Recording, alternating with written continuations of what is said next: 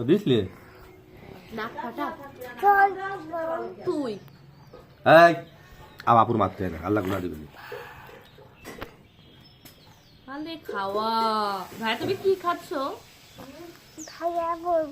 আমি তোমার ভাইয়া বলবো না কি বলবো বলবো আফিফ দুষ্ট মনা বলবো ওই ওরে করে মার আমি তো ওরে মনে করলাম আপু সরি বলো তোমার তো ভাইয়া বলেছিলে তুমি তো রাজ দিলে না কি করবি তুমি তাহলে সরি বলো তাহলে তোমার আদর করবি না সরি বলো সলি থ্যাংক ইউ হ্যাঁ চিমটে দেছে এ এটা সুমোদ এ